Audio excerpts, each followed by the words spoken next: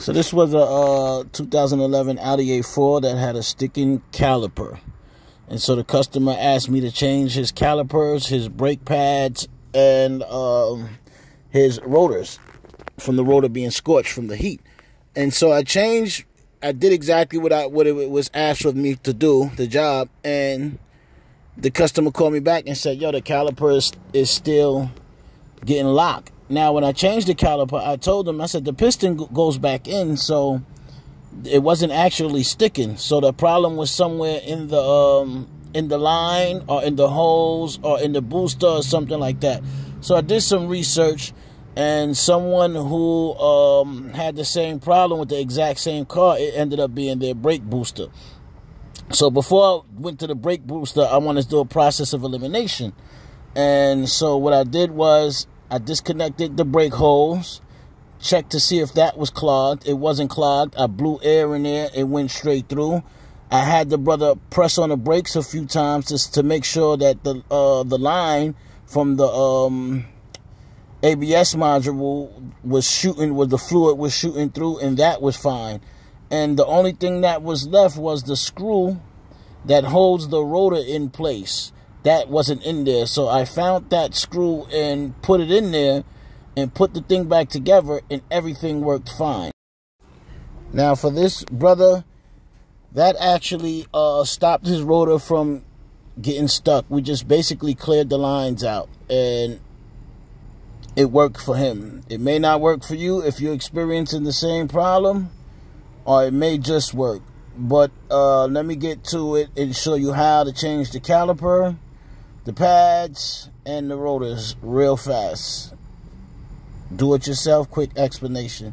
So the first thing we're going to do is remove the screw. There's a screw right, you'll see on the rotor, it's a little screw hole, and that holds the rotor. So if you have a screw in there, make sure that that can come out before you try anything else and take your rotor off. Make sure you can loosen that screw right there where my hand is pointing. And once you get that screw out, the next thing that you want to do is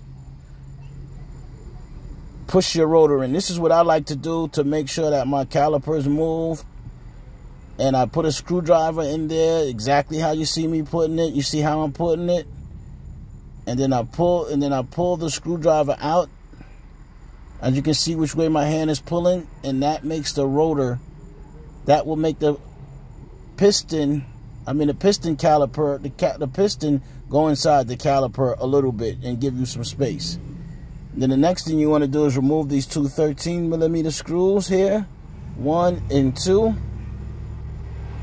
And then after those is removed, your caliper should slide right off, especially after you move the piston in with the screwdriver. You should have no problem, and your caliper should come off, and it should look like this once it's off. Now what you want to do is get a 14mm wrench, and right there you want to break that nut. But the thing is, with this brake hose, it doesn't turn. So once you break the nut, you're going to manually have to turn the caliper in your hand while holding the hose. And right after you do that, you want to put your new caliper on and screw it back on the same exact way. The same process. And then the next thing that you would do is remove your bracket. And your bracket is held down with those two screws there. I don't remember what they were. And then once that's off, your bracket will come right off. And then with your new caliper on there, the piston should be all the way back in. You just want to place your pads back in the caliper.